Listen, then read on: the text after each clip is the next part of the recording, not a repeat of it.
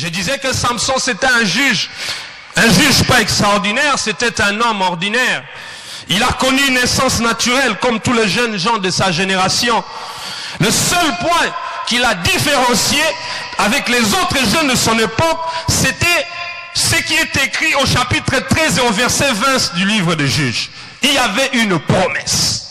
C'était la seule chose qui a différencié Samson des autres jeunes de son époque. La Bible dit au chapitre 13 au verset 5, car tu vas devenir enceinte et tu enfanteras un fils. Le rasoir ne passera point sur sa tête, parce que cet enfant sera consacré à Dieu dans le ventre de sa mère. Et ce sera lui qui commencera à délivrer Israël de la main de Philistins. Il y avait une promesse qui était dans la vie de Samson. Et c'est ce qui faisait la différence. Et c'est comme je suis en train de vous le dire maintenant, frères et sœurs. Tout ce que je suis en train de dire ici, je suis en train ce matin de m'adresser à quelqu'un qui sait avoir reçu une promesse de Dieu. Parce que c'est là où tout est dit. C'est là où il y a la différence. Quand il y a une promesse dans la vie, la promesse porte la destinée d'un homme. La promesse a porté la destinée de Samson. Il est né pour faire la guerre contre les Philistins.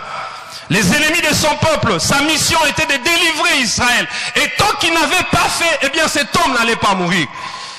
Ce matin, quelqu'un a-t-il une promesse de Dieu sur ta vie? C'est ce qui retient Dieu dans ta vie. Le fait qu'il ait dit quelque chose là.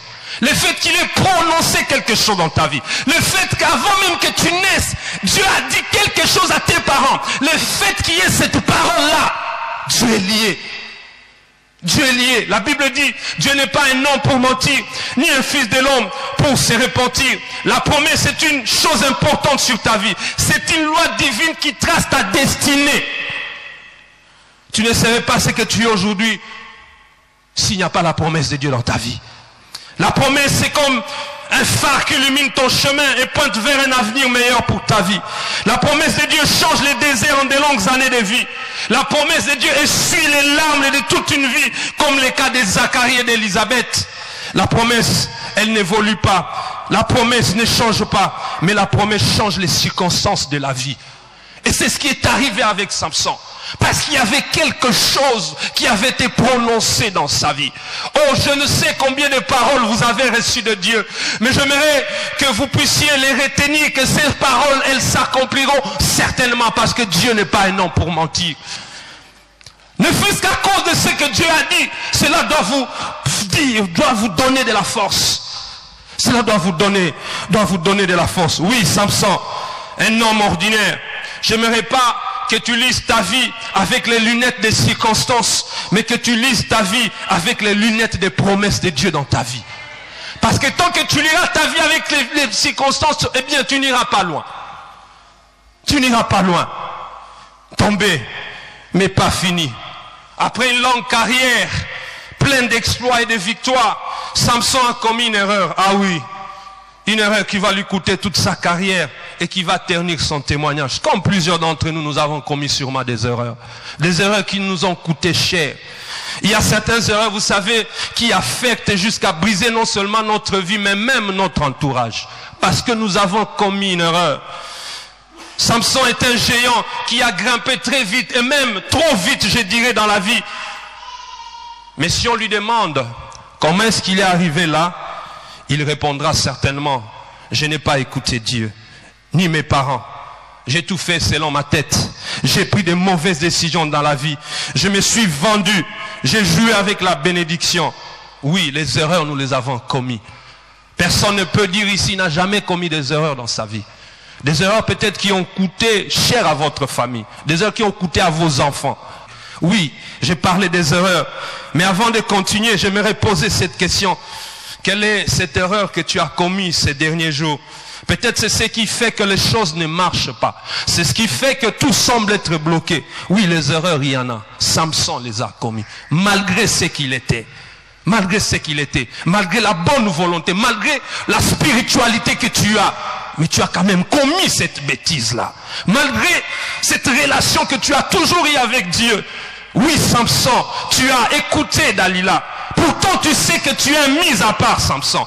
Mais, écoutez, les conséquences de ces erreurs, on ne les effacera pas. Parmi les conséquences, quand vous lisez la Bible, vous verrez comment Samson a vu son ministère être ruiné et il a même perdu sa position d'honneur. On a joué avec lui.